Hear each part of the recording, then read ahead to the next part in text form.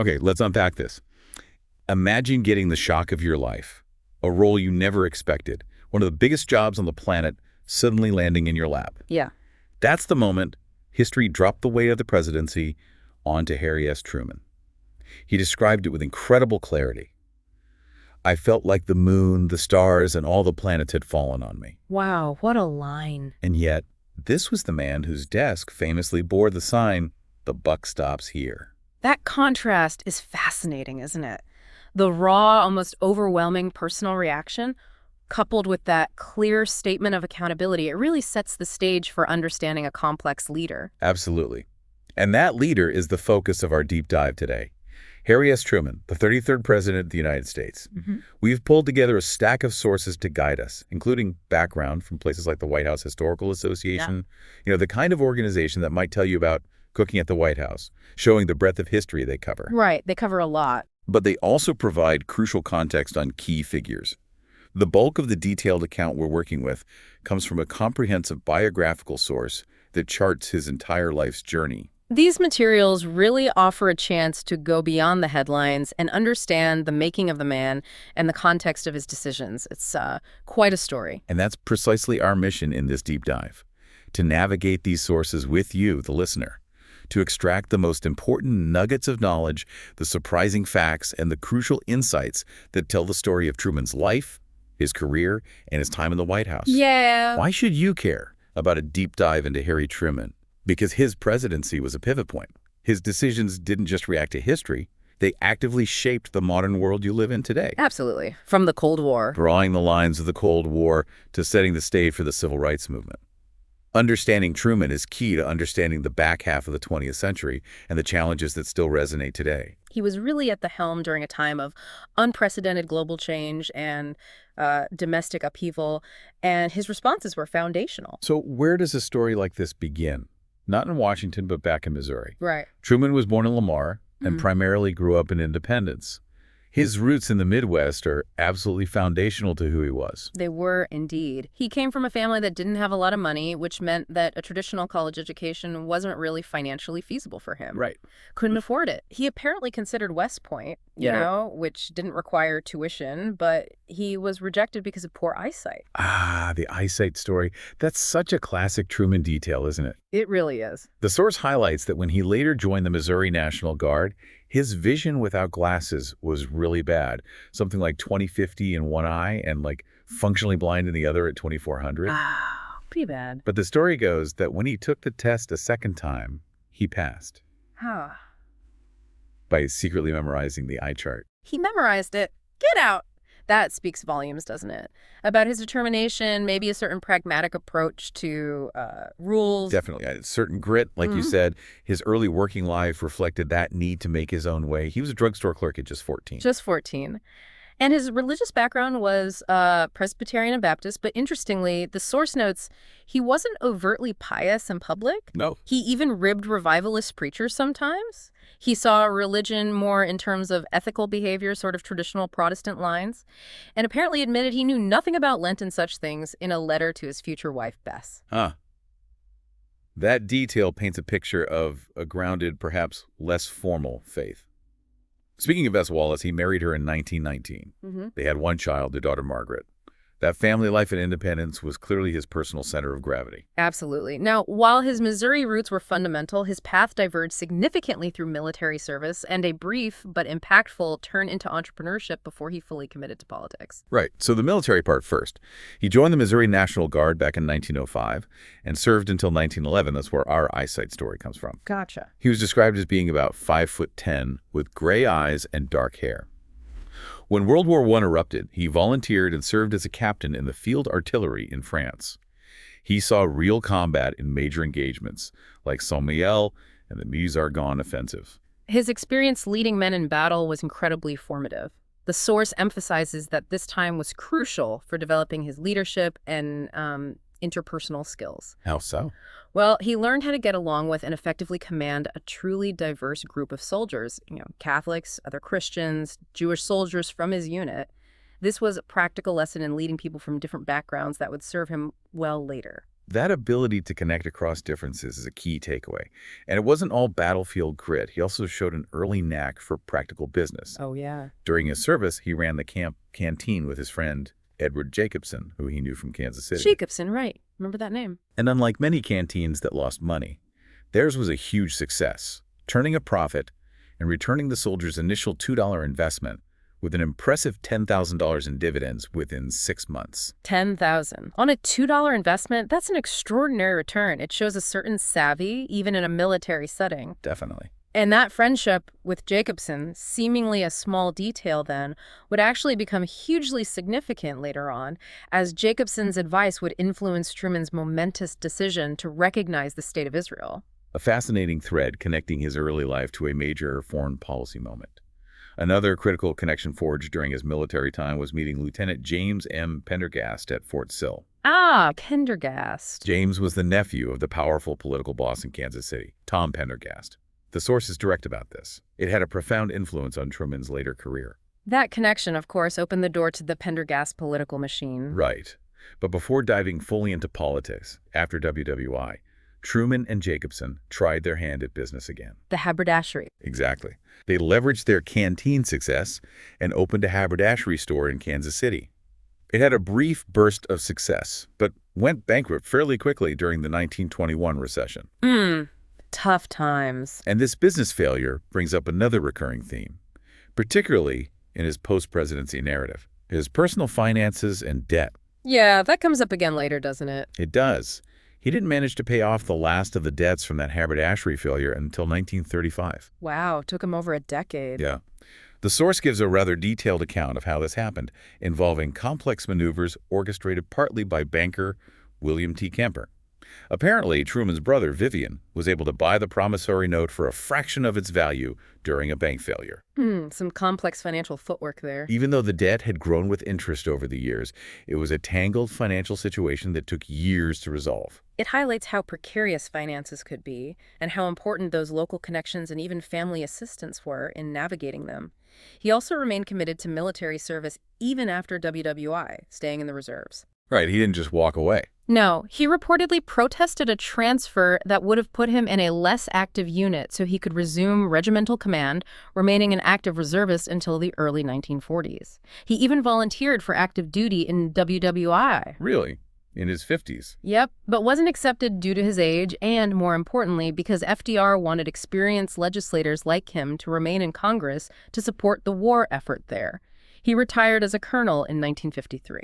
So a deep and lengthy commitment to the military runs through his life. That financial struggle from the haberdashery and his experiences sort of pushed him towards politics, didn't they? Exactly. Losing his bid for re-election as county court judge in 1924 seems to have been a moment of clarity. He spent 2 years selling automobile club membership. Selling memberships, huh? And the source notes that this experience convinced him that public service offered a more stable career path for a family man getting older. A very practical assessment. So he ran for and won the position of presiding judge of the Jackson County Court in 1926, again with the crucial backing of the Pendergast machine. Right. Back with the machine's help. He was reelected in 1930, holding that administrative role until 1935. As presiding judge, he wasn't just a figurehead for the machine, though. He oversaw significant public works. He helped coordinate the 10-year plan, a massive infrastructure project. What did that involve? It built extensive roads throughout Jackson County and transformed the Kansas City skyline with a new county court building. He also served as president of the National Old Trails Road Association and dedicated those Madonna of the Trail monuments honoring pioneer women. So visible achievements, things people could see. Exactly. Built his reputation as an effective administrator, showed he could get things done. But initially, his political ambitions to run for higher office, like governor or Congress, were reportedly shot down by Pendergast. That's right. Truman apparently thought he might just finish his working life in some comfortable county job, sort of a sinecure. Okay. But then circumstances changed, and Pendergast needed a candidate for the U.S. Senate in 1934 after several other potential candidates declined. So Truman became the guy. Truman became the machine's choice, perhaps somewhat reluctantly on his part, but yeah. And even with the machine's support, he had to win a tough Democratic primary against two sitting congressmen, John J. Cochran and Jacob L. Milligan. A tough fight. His base in Jackson County was critical, but the source highlights how crucial his other networks were. His contacts as a county official, his extensive involvement in the Freemasons, Right. The Masons were important for him. his status as a military reservist, and his membership in the American Legion, Yeah. all these connections mattered. His Masonic leadership was particularly significant. He held various local and state roles and was even elected Grand Master of the Grand Lodge of Missouri in 1940 during his tough Senate re-election campaign. While running for Senate. Busy guy. Yeah, he later attributed his victory in the general election that year partly to the support he garnered from the Masonic fraternity. He also achieved the prestigious 33rd degree of the Scottish Rite, indicating a very deep involvement. Those connections clearly paid off.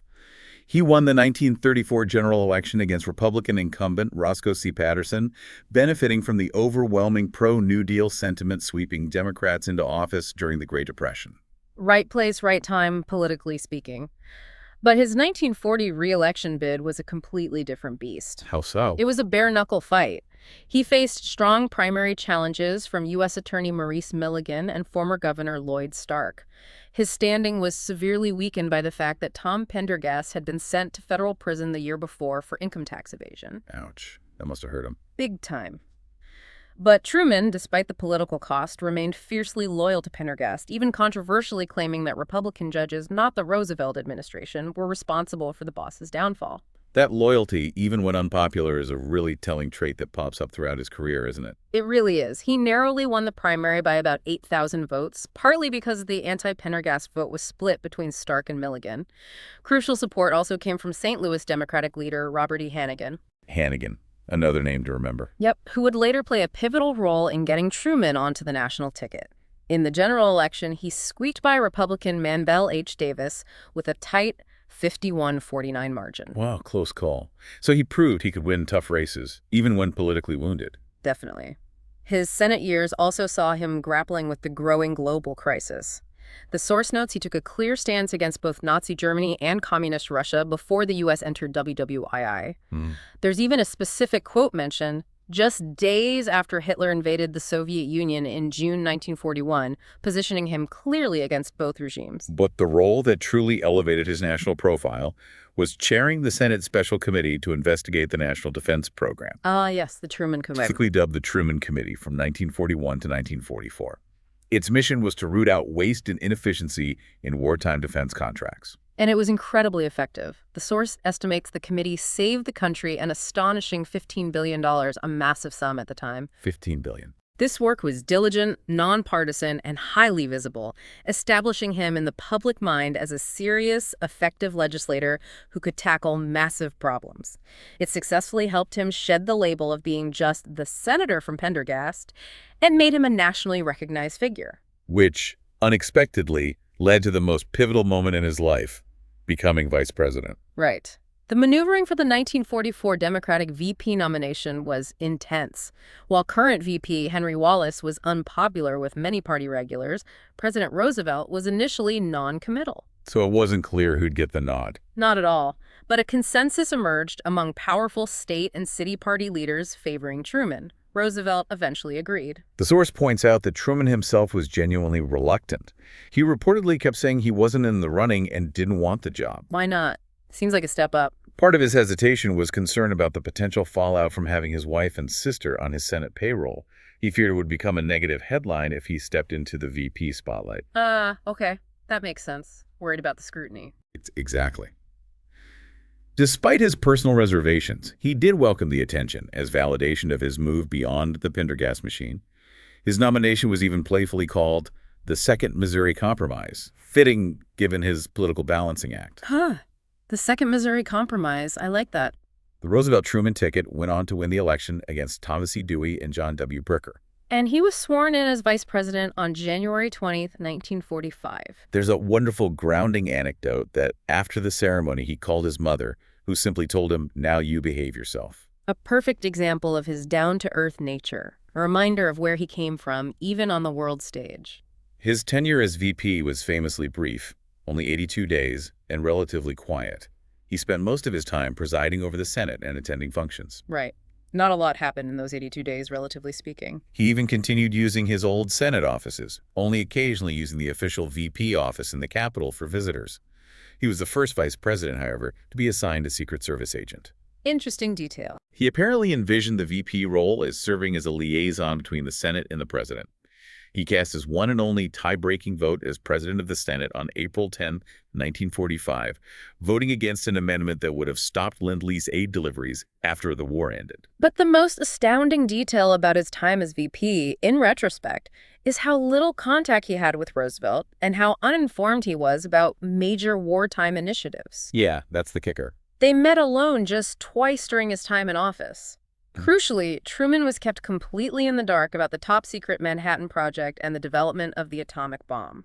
That lack of briefing is staggering, given what happened next. His brief VP period wasn't entirely without controversy either. Oh, what else? He drew criticism for attending the funeral of the jailed Tom Pendergast. Ah, that loyalty thing again. Exactly. His simple defense, "He was always my friend and I have always been his," again highlighted that deep-seated loyalty, even when politically damaging. And there was that minor incident involving a photo with actress Lauren Bacall at the National Press Club, where she perched on a piano while he played. Right, the piano picture. Generated some negative press, but yeah, pretty minor stuff. Small potatoes compared to the thunderbolt that struck on April 12, 1945. Franklin D. Roosevelt died.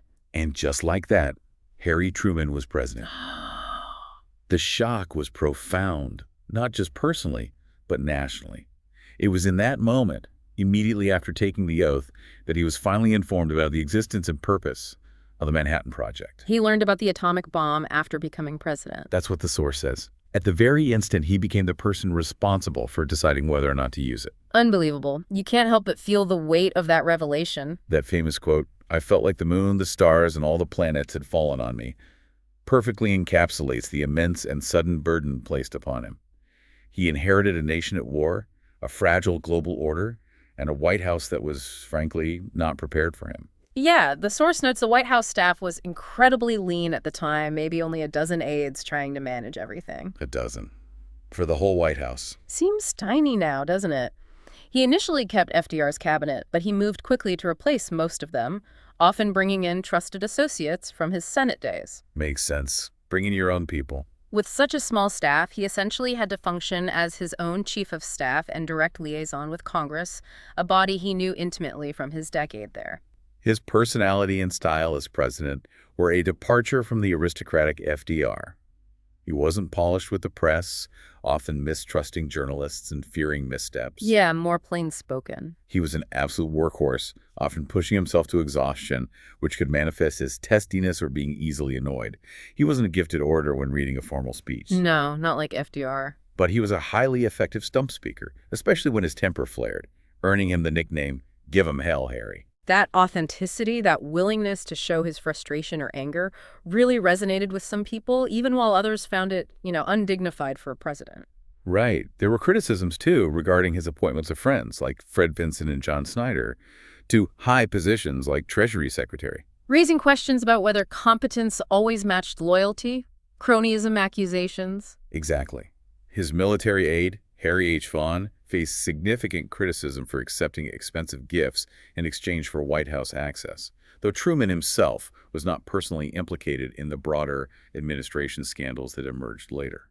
The source also paints a picture of his personal life in the White House, mentioning his love for poker, telling stories, and enjoying bourbon habits that humanize him, but again, sometimes drew criticism. Alonzo Hamby's quote, "Truman loved to spend as much time as possible playing poker, telling stories, and sipping bourbon," offers a glimpse into his more relaxed side. She did get a brief boost in popularity right after taking office, The honeymoon period. benefiting from a honeymoon period following VE Day, which actually fell on his 61st birthday, May 8, 1945. But that moment of celebration was short-lived as the nation faced the monumental and uneasy transition back to a peacetime economy. The war had been incredibly expensive. Right, yeah, huge costs. And Truman's intention was to quickly reduce military spending, leading to rapid demobilization. There were very real fears that without the stimulus of war production, the country would plunge back into a depression like the 1930s. Adding to the economic challenges was a difficult political environment. Congress, after years of wartime deference to FDR, was reasserting its power. Yeah, flexing its muscles again. And a powerful conservative coalition, An informal but effective alliance of Republicans and Southern Democrats dominated the legislative agenda, particularly on domestic issues. Meanwhile, labor unions, which had grown stronger under the New Deal, were a key Democratic constituency, but were targeted by Republicans seeking to curb their power, leading to major strikes across key industries. Steel, coal, autos. Big strikes. And the end of wartime price controls also sent inflation soaring. Yeah, prices went way up. The source notes that Truman's response to the widespread public dissatisfaction over economic issues and labor unrest was generally seen as ineffective at the time, contributing to his low approval ratings later on. He was struggling to get a handle on it all. This period led directly to arguably the most controversial and defining decision of his presidency, the authorization to use atomic weapons against Japan.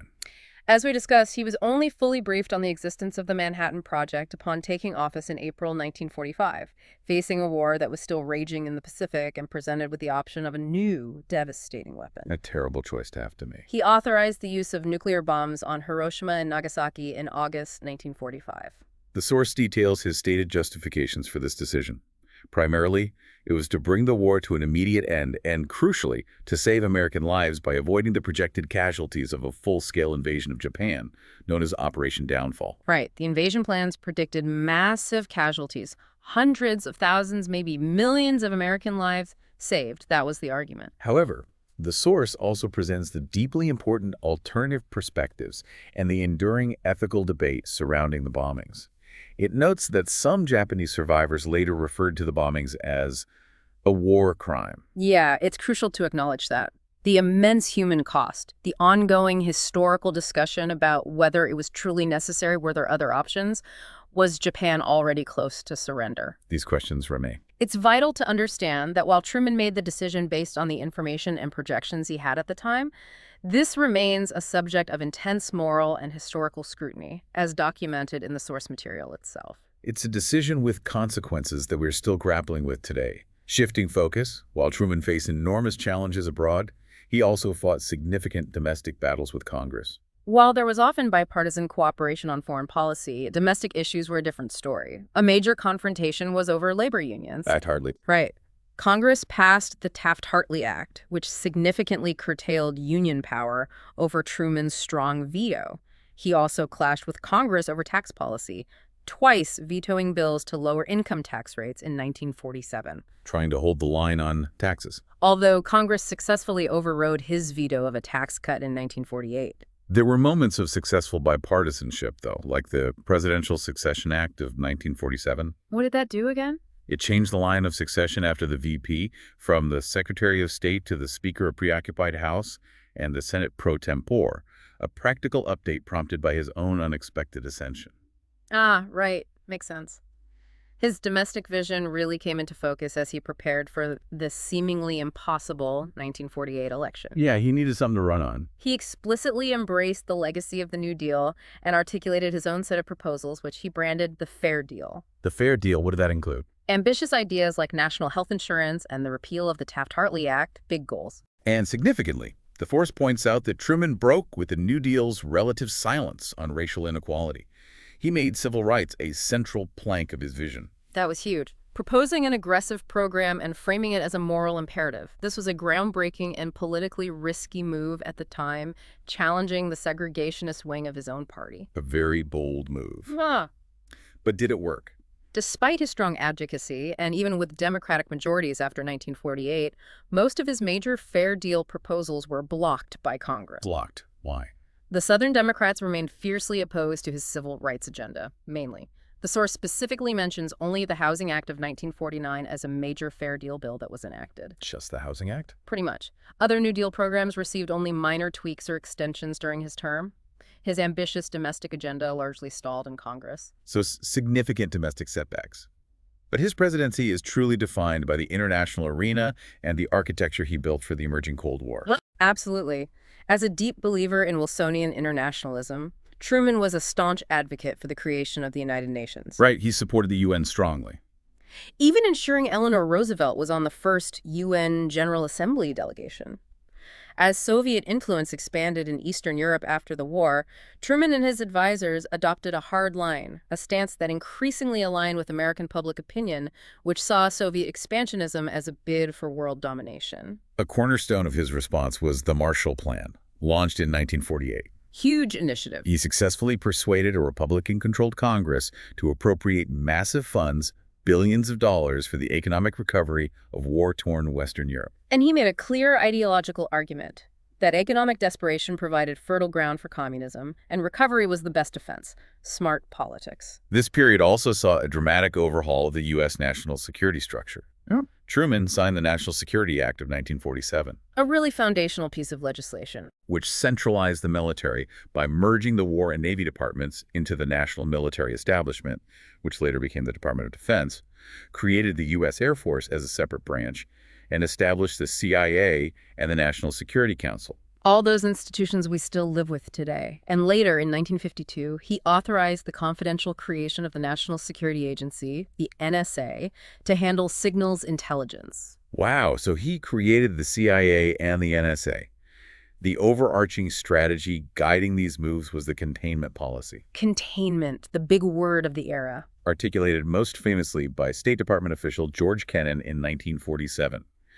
The source describes Kennan's view of the USSR as inherently aggressive and anti-Western, necessitating a long-term strategy of containing its expansion. The containment strategy called for meeting Soviet aggression with counterforce wherever it occurred, but importantly, without resorting to nuclear war. That was the key difference. Right. No direct superpower war. This framework shaped the global political landscape, creating a tense, bipolar world locked in a zero-sum contest for influence militarily, culturally, and politically. The source points out that the Cold War was characterized by proxy wars. Like Korea. Exactly.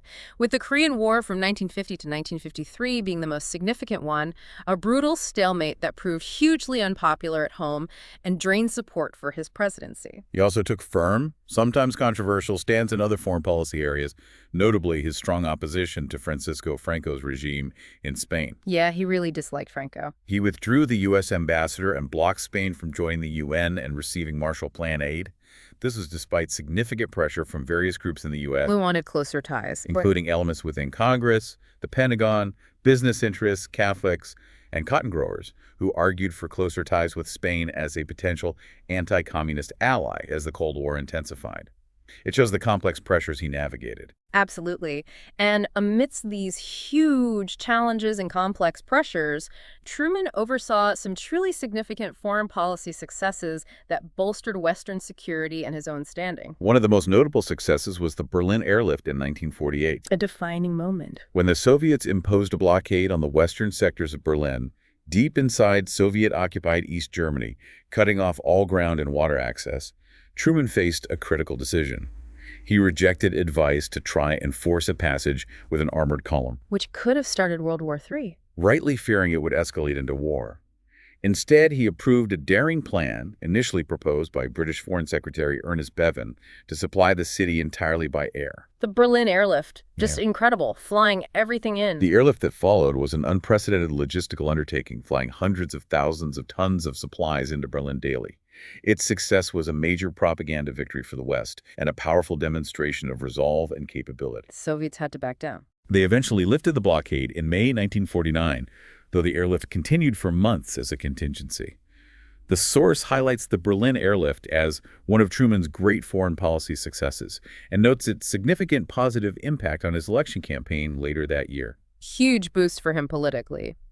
Another landmark decision was the U.S. recognition of the State of Israel in 1948. A really contentious one. Truman reportedly had a long-standing personal interest in the Middle East and was sympathetic to the Zionist cause, calling for a homeland for Jewish survivors of the Holocaust as early as 1943 while he was in the Senate. But this faced strong opposition from State Department officials. Oh yeah, big time. Who worried it would alienate Arab nations, jeopardize access to vital Saudi Arabian oil, and complicate U.S. strategic interests in the region. Truman's response to the oil concern is famously quoted in the source. He said he would decide based on justice, not oil. He also reportedly quipped that he had few Arabs among his constituents, indicating he was aware of the domestic political dynamics favoring recognition. Classic Truman. The source also points out that U.S. policy initially prioritized containment in the northern tier, countries like Greece, Turkey, and Iran, viewing Palestine as secondary. So it wasn't the top priority initially. Truman was reportedly genuinely undecided for some time, weighing the political pressures and expressing skepticism about how the Jewish underdogs would handle power if granted statehood. What tipped the balance? What the source emphasizes as a decisive factor was the advice from his former business partner, Eddie Jacobson, the same friend from the canteen and haberdashery. Jacobson again, amazing. Jacobson, a non-religious Jew whom Truman deeply trusted, made a passionate appeal to Truman. Truman reportedly made the decision to recognize Israel over the strong objections of his Secretary of State, George Marshall. Marshall objected, wow. Who feared damaging relations with Arab states, losing oil supplies, and hindering the anti-Soviet fight. Yeah. Marshall reportedly warned Truman he was playing with fire with nothing to put it out. A dire warning from Marshall. Despite that dire warning from his most respected advisor, Truman recognized the State of Israel on May 14, 1948, just 11 minutes after it declared independence. 11 minutes. Decisive. The source provides Truman's later stated justification for the decision, that the victims of Hitler's madness deserved a place, and the U.S. couldn't stand by idly. He even spoke of having dreams about the horrors of the Holocaust. It's a decision that underscores the complex interplay of personal conviction, political calculation, and trusted relationships, as detailed in the source material. These foreign policy triumphs, however, were somewhat overshadowed on the home front by rising domestic tensions fueled by espionage fears and the emergence of McCarthyism. Right. The late 1940s brought a series of shocks. The Soviets successfully tested their own atomic bomb in 1949, much sooner than anticipated. Big shockwave through the U.S. And nationalist China fell to the communists. These events fueled intense fears within the U.S. government and public that Soviet spies and communist sympathizers had infiltrated the government and were responsible for these setbacks. Demands to root out communists grew louder. The Red Scare begins to ramp up. Truman's response to this escalating fear was to try and contain it. In 1947, he issued Executive Order 9835, establishing a loyalty program for federal employees, requiring background checks and loyalty oaths. Trying to get ahead of the curve, maybe? Perhaps. However, he also seemingly exacerbated the situation by reportedly dismissing the widely publicized trial of Alger Hiss, accused of being a Soviet spy, as a red herring. Oof. Calling the Hiss trial a red herring probably didn't help things. No. This climate of fear and suspicion provided fertile ground for figures like Senator Joseph McCarthy of Wisconsin. Here comes McCarthy. McCarthy gained national fame by making sweeping and often unsubstantiated accusations that the State Department and other government agencies were riddled with communists. This period became known as the Second Red Scare, or McCarthyism. A really dark period. And the source notes that McCarthy's inflammatory style and accusations made it incredibly difficult for anyone, including Truman, to speak out effectively against him without being accused themselves. Truman's private assessment of McCarthy was reportedly scathing. He allegedly called McCarthy the greatest asset the Kremlin has. Wow. Strong words. Because he felt McCarthy was undermining the bipartisan foreign policy that Truman had worked hard to build, essentially doing Moscow's work for them. However, despite Truman's private feelings, public concern was very real. People were genuinely scared. The source notes that as early as 1946, 78% of Americans believed there were Soviet agents infiltrating the government, and fears about communism and corruption were major issues in the 1952 election that ultimately hurt the Democrats. The source portrays Truman as hesitant to take a radical public stance against the Red Scare hysteria, fearing it would threaten civil liberties and only feed the panic. A difficult balancing act. Yet he also felt intense political pressure to appear strong on national security. It remains somewhat unclear, according to the source, how fully Truman was briefed on the Venona intercepts. The decoded Soviet messages. Right, which later confirmed the existence of widespread Soviet espionage in the U.S., including on the atomic bomb project. So maybe he didn't know the full extent. Or maybe he did. It's unclear. He continued his loyalty program, even while reportedly believing that the extent of communist espionage in the government was being overstated. However, the source also notes that in 1949, he publicly labeled the American communist leaders who were being prosecuted as traitors, showing he wasn't dismissing the issue entirely. So, a complex stance. Later, in private conversations, he reportedly called his creation of the loyalty program a terrible mistake, suggesting a degree of regret or evolving perspective on how he handled the issue. Adding to his domestic woes were various scandals within his administration. While Truman himself was never personally implicated in financial corruption, scandals involving his appointees and associates became a significant issue for the Democrats in the 1952 election. Like what? For example, William M. Boyle, a longtime friend and the chairman of the Democratic National Committee, was forced to resign in 1951 amidst charges of financial corruption. Not a good look for the administration. No. And then there's the famously personal incident involving a harsh review of his daughter Margaret's singing. Oh, the letter. Truman responded with a furious, heavily criticized letter to the music critic. He later tried to explain it by saying he wrote it as a protective, loving father, not as the president, attempting to draw a line that the public wasn't always willing to accept. Yeah, that didn't go over well. Despite all these challenges, the stalled domestic agenda, the anxieties of the Cold War, the rise of McCarthyism and administration scandals, Truman achieved what is universally remembered as a truly stunning political comeback in the 1948 election. The Miracle of 48. It was widely considered unwinnable for him. In the spring of 1948, his approval rating was a dismal 36%. 36%. Rock bottom. And observers across the political spectrum were predicting his defeat. The Democratic Party itself was deeply fractured, particularly along regional lines over civil rights. The North-South split was huge. At the Democratic National Convention, Truman initially proposed a somewhat vague civil rights plank to try and avoid alienating the South. But events on the convention floor overtook this strategy. What happened? A passionate speech by Minneapolis Mayor Hubert Humphrey, coupled with pressure from urban political bosses, led the convention to adopt a much stronger, more explicit civil rights platform, which Truman ultimately approved. So the convention pushed him further on civil rights. Seems like it.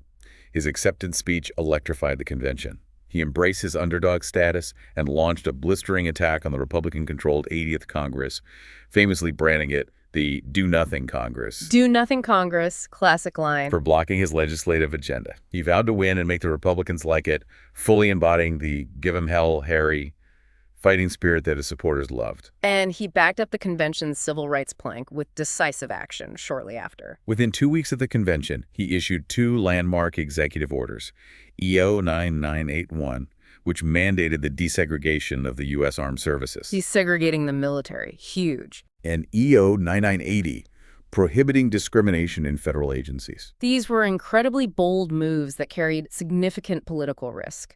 While they energized civil rights supporters, they alienated the Southern Democrats, leading to the famous Dixiecrat bolt from the party. Right, the Dixiecrats. South Carolina Governor Strom Thurmond led the states' rights ticket, explicitly campaigning on maintaining racial segregation.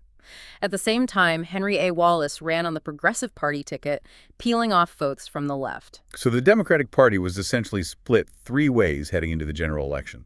It looked impossible. Totally impossible on paper. Facing this divided party, and after Justice William O. Douglas declined, Truman eventually accepted Senator Alvin W. Barkley of Kentucky as his running mate. Barkley, okay. Against all predictions, crisscrossing the country by train and giving countless whistle-stop speeches, Truman pulled off that stunning come-from-behind victory against Republican nominee Thomas E. Dewey.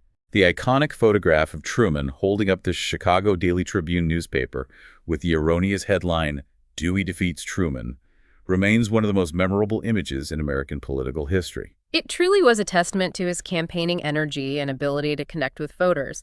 Following that unexpected triumph, Truman began his full elected term from 1949 to 1953. His second inauguration was notable as the first to be televised nationally, marking another step in the evolution of the presidency and media. The TV age begins. This second term was largely defined by the intensifying Cold War. Right. Things heat up. A critical decision early in this term was whether to proceed with developing the hydrogen bomb. After the Soviets' surprisingly quick test of their own atomic bomb in 1949, intense debate erupted within the U.S. government, military, and scientific community. Big debate.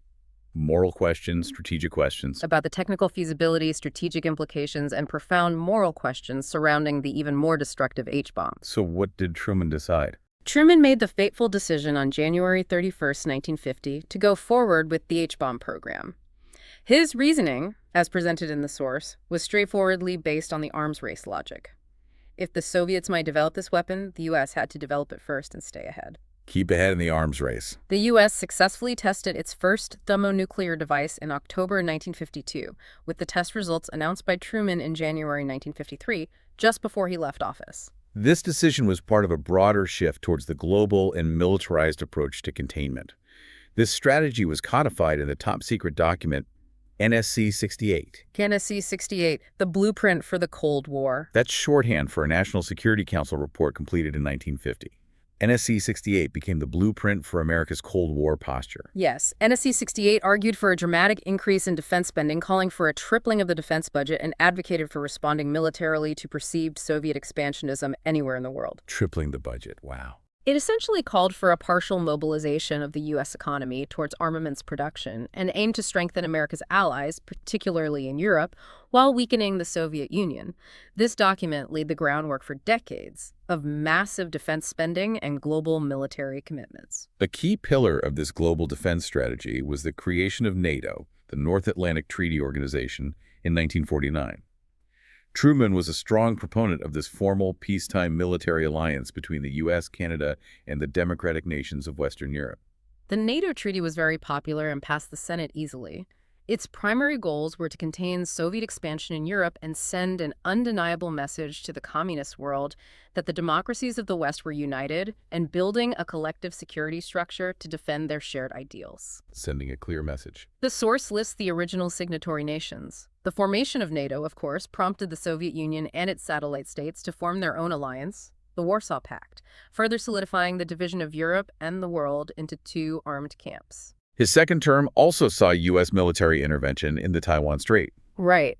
After the Korean War broke out in June 1950, and with concerns about the PRC potentially attacking Taiwan, Truman ordered the U.S. Navy's 7th Fleet into the strait to prevent conflict between mainland China and the Republic of China government that had retreated to Taiwan. Another major foreign policy commitment. While Truman generally worked well with his staff, the source notes that the contentious debates around the recognition of Israel and his stance on Spain were exceptions. Yeah, those were tough ones internally. Highlighting just how difficult and internally divisive those specific issues were within his administration. His firm position against Franco's Spain, despite internal pressure for normalization, remained a point of contention. As his second term drew to a close, the question arose whether Truman would run again in 1952. The 22nd Amendment, which limited presidents to 2 terms, had been ratified in 1951. But it included a grandfather clause, meaning it did not apply to the sitting president at the time, Harry Truman, so he was constitutionally eligible to run for a second full term. So he could have run again. Did he want to? He did seriously consider it and even allowed his name to remain on the ballot for the New Hampshire primary. But, according to the source, his closest advisors, citing his age, perceived declining abilities and consistently poor public opinion poll numbers, strongly urged him not to run. His poll numbers were still bad. Pretty low, yeah. He was decisively defeated in the New Hampshire primary by Senator S.D. Schifover. Just 18 days later, on March 29, 1952, Truman publicly announced he would not seek re-election. So we bowed out. He then put considerable effort into persuading Illinois Governor Adlai Stevenson to accept the Democratic nomination, which Stevenson eventually did. The 1952 general election pitted Stevenson against Republican nominee Dwight D. Eisenhower, the immensely popular World War II general. Ike, a tough opponent. Eisenhower's campaign successfully tapped into public dissatisfaction by campaigning against Korea, communism, and corruption, promising to clean up the mess in Washington, and notably pledging to go to Korea to try and end the stalemate there. Eisenhower won a landslide victory, ending 2 decades of Democratic control of the White House. Big shift in American politics. There was also a noticeable tension between Truman and Eisenhower during the campaign, marking a deterioration of their earlier relationship. Really? They didn't get along? Truman was reportedly annoyed that Eisenhower didn't publicly denounce Joseph McCarthy. Eisenhower, in turn, was outraged by Truman's public comments, suggesting there were sinister forces within the Republican Party, specifically mentioning anti-Semitism, anti-Catholicism, and anti-foreignism. Ooh, sharp words. A sharp contrast to the image of bipartisan cooperation often associated with the general. After leaving office in January 1953, Truman entered post-presidency life, and here, the source tackles a persistent myth about his financial situation. Yes, the broke president myth. For many years, there was a widespread belief that Truman faced significant financial hardship after leaving the presidency, supposedly leaving the White House with no personal savings. I've heard that story. This narrative became so prevalent that it's often cited as a key factor in Congress passing legislation to provide a pension for former presidents. But the source says That's not quite right. The source, however, provides details that challenge this myth. It notes his presidential salary increased during his term, and from 1949 he received a $50,000 per year expense allowance. Initially, this was tax-free and didn't require accounting. $50,000 a year tax-free. That's a lot back then. Huge. Even when it later became taxable, he reportedly didn't report it on his tax returns and kept some of these funds in cash. Okay. He did lobby Congress behind the scenes for a pension, writing to congressional leaders claiming he was near penury unless he sold family farmland. In a widely publicized 1958 CBS television interview, he even stated he might be on relief without some inherited property. Playing up the poverty angle. Seems like it. This public plea likely contributed to the passage of the Former President's Act in 1958, which provided a $25,000 annual pension. The source notes that Herbert Hoover, the only other living former president at the time, reportedly accepted the pension even though he didn't need it, specifically to avoid embarrassing Truman. Hoover took it so Truman wouldn't look bad. Interesting. But the source is quite clear that the myth of financial hardship, though slow to fade, is contradicted by later evidence. His net worth significantly improved when he and his siblings sold most of the family farm in 1958 and 1959. The farm sale helped a lot. Yeah. The source recounts the complex history of the farm, including an earlier mortgage issue during his time as a judge, a Republican attempt at foreclosure, a syndicate that bought and then sold parts back to the Trumans. It's complicated. But the bottom line. By January 1959, according to calculations mentioned in the source, Truman's net worth was over $1 million, including a share he owned in the Los Angeles Rams football team. $1 million in 1959. He was doing all right. Definitely not broke. The source highlights that when Bess Truman's papers, including financial records and tax returns, were made public in 2009, they further debunked the idea that he was ever in serious financial straits. The myth persists, but the evidence, as presented in the source material, paints a different picture of his post-presidency wealth. So why did they live so modestly? Despite his accumulated wealth, they reportedly continued to live quite modestly in their longtime home in Independence. The source mentions the house was in poor condition due to deferred maintenance when Bess died in 1982, suggesting they didn't live extravagantly despite their financial standing, maybe just their nature. In retirement, Truman remained active. He founded the Harry S. Truman Presidential Library and Museum in Independence. A really important institution. A key institution for preserving his records and legacy. He also occasionally lectured or taught courses at universities like Yale and Canisius College. He stayed engaged in politics, supporting Adlai Stevenson's second presidential bid in 1956 and campaigning for Democratic senators. And notably, even late in life, he weighed in on national security matters. How so? In a 1963 Washington Post article, he expressed significant concern that the CIA, which he had signed into existence as part of the National Security Act, was becoming too involved in operational and policy-making activities, what he called peacetime cloak and dagger operations. A fascinating intervention from the president who created the agency, expressing concern that it was straying from its original intelligence-gathering mission. Harry S. Truman passed away on December 26, 1972, at the age of 88. His wife Bess died in 1982 and is buried alongside him at the Truman Library. His death brings us to the question of his legacy and how history has come to view him. Yeah, how's he remembered now?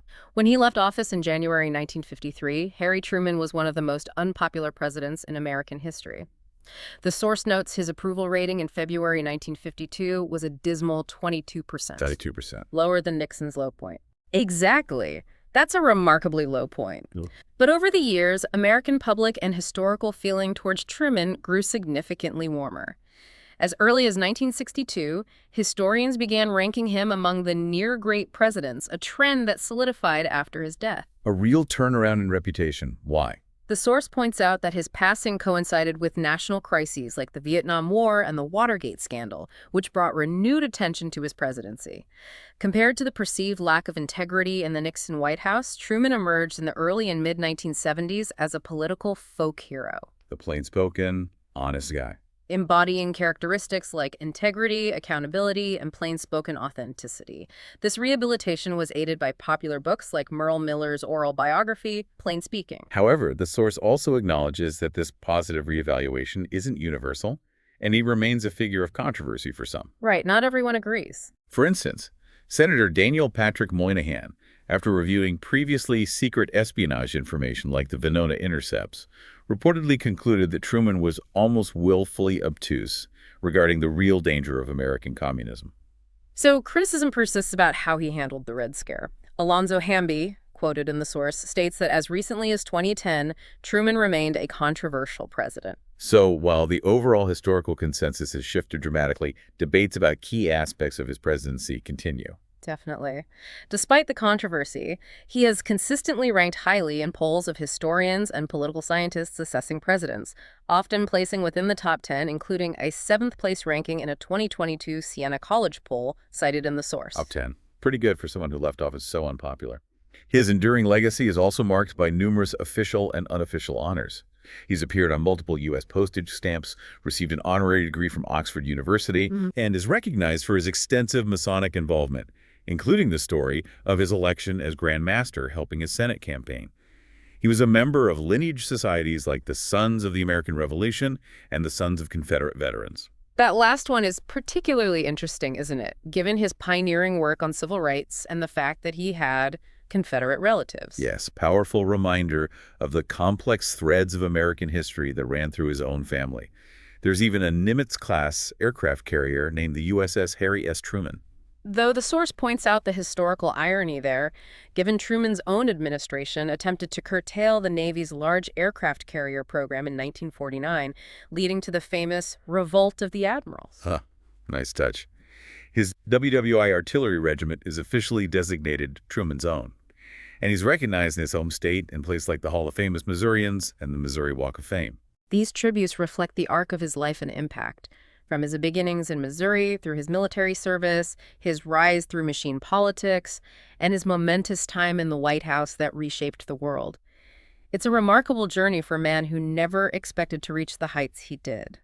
So as we bring this deep dive to a close, we've traced the life of Harry S. Truman, a figure who navigated immense challenges and made decisions that reverberate even today. His story, from farmer and businessman to accidental president and then elected leader, facing down the early Cold War and pushing for civil rights, highlights the unpredictable paths leadership can take. And his experience underscores the incredible weight of the presidency and the profound impact a single individual's choices can have on the course of history and global affairs. Understanding his story, drawing on the rich details in these sources, provides vital context for understanding the mid-20th century and the world that emerged from it. For you, the listener. And it also offers a fascinating case study in how historical perspectives evolve. Truman went from one of the most unpopular presidents upon leaving office to being consistently ranked among the near-great decades later. Quite a shift. Given that dramatic shift, here's something for you to ponder. How might our current assessments of leaders change over time as more information emerges, as contexts shift, and as the long-term consequences of their decisions become fully clear? Or consider the complexities inherent in the man himself. The plain-spoken Missourian, who was also a shrewd political operator, the individual who faced financial struggles yet amassed significant post-presidency wealth. Right, those contradictions. The president who courageously pushed for civil rights while maintaining loyalty to a corrupt political machine. How do we reconcile these seemingly conflicting traits when we try to understand a historical figure like Truman? What does that complexity tell us about leadership and human nature? These are the kinds of questions the details from these sources provoke. Food for thought. They certainly keep us thinking. Thank you for joining us on this deep dive.